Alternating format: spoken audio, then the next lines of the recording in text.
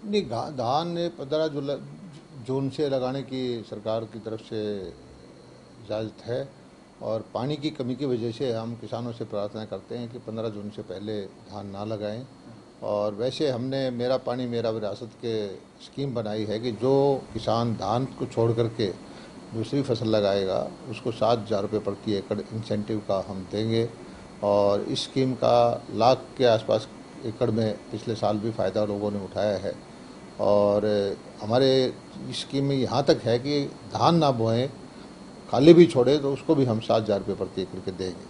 और जो लोग दूसरी विधि से धान लगाते हैं, DSR विधि से डायरेक्ट सीडिंग बीज से धान लगाते हैं, उनको भी हम 4,000 रुपये प्रति एकड़ का इंसेंटिव देते हैं। और दक्षिण हरियाणा के जो किसान हैं जो दालों की खेती करें, मूंगफली की खेती करें, उनको भी हम 4,000 रुपये प्रति एकड़ का इंसेंटिव देने की हमारी सरकार विभाग की योजना है। और इन सारी चीज़ों का मकसद यही है कि फसलों का विविधीकरण करें। जो हरियाणा में जल की उपलब्धता कम है उसको कैसे बचाएं। और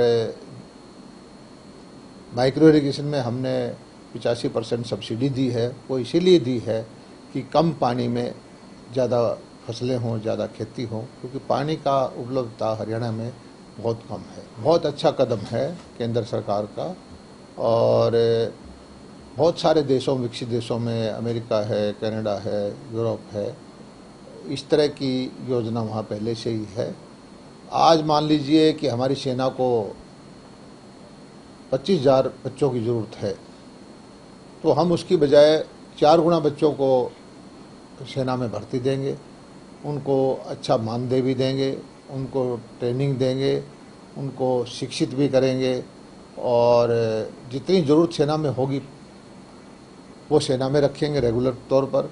और जो 4 साल के बाद पढ़ लिख करके ट्रेंड होकर के जो बाहर आएंगे वो एक अच्छे नागरिक बनेंगे।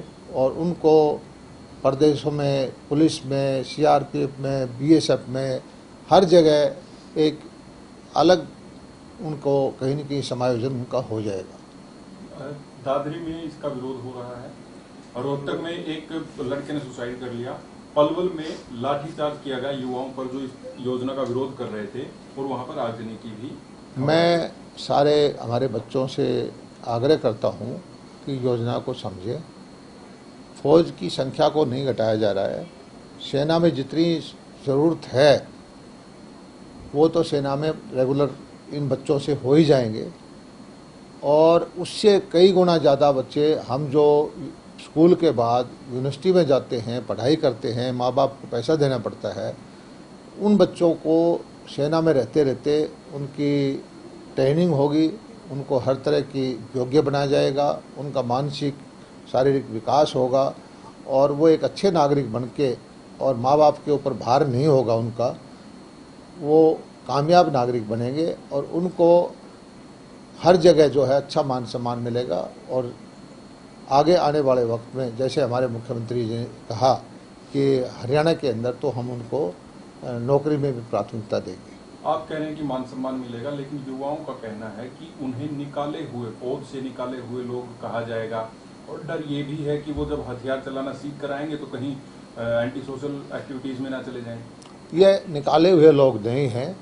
आज हमारे देश के अंदर लगभग 1 करोड़ के आसपास बच्चे ग्रेजुएट, पोस्ट ग्रेजुएट होकर निकलते हैं। और अगर वो सरकारी नौकरी की तरफ भागें तो सरकारी नौकरियां इतनी उपलब्ध नहीं हैं। माँ बाप का उनको भार वहन भी करना पड़ता है, खर्चा देना पड़ता है। उससे कंपेयर करें तो हम जो सेना के में जो इस तरह के बच्चे लिए जाएंगे उनका रहन सहन, खान पीन, इंसेंटिव भी दे करके, ट्रेनिंग दे करके अच्छे नागरिक बना के उनको निकालेंगे। और वो जीवन में कहीं पर भी हो, चाहे सेना में रहेंगे तो वहाँ कामयाब होंगे, पुलिस में आएंगे तो वहाँ कामयाब होंगे, पैरामिलिट्री फोर्सेस में होंगे तो उनको वहाँ प्राथमिकता मिलेगी। वो उनके हर जगह उनको प्राथमिकता मिलेगी। परिषद का और कमेटियों का चुनाव चल रहा है और अभी 2-3 दिन बाकी हैं। भारतीय जनता पार्टी का प्रत्येक कार्यकर्ता जोर शोर से लगा हुआ है, क्योंकि हमारी जो पार्टी है हमेशा कार्यकर्ता चुनाव के लिए तैयार रहता है। और कांग्रेस जो है चुनाव चिन्ह पर लड़ने से भागी गई है। हम जो चाहते हैं कि जिस तरह से केंद्र के अंदर मोदी जी की सरकार है, प्रदेश में भाजपा की सरकार मनोहर लाल जी के नेतृत्व में है, इसी तरह से लोकल बॉडी में भी हमारे अनुकूल जो लोग हैं चुन के आएँ तो एक ट्रिपल इंजन की सरकार हो और विकास की गति शहरों में भी तेजी पकड़े।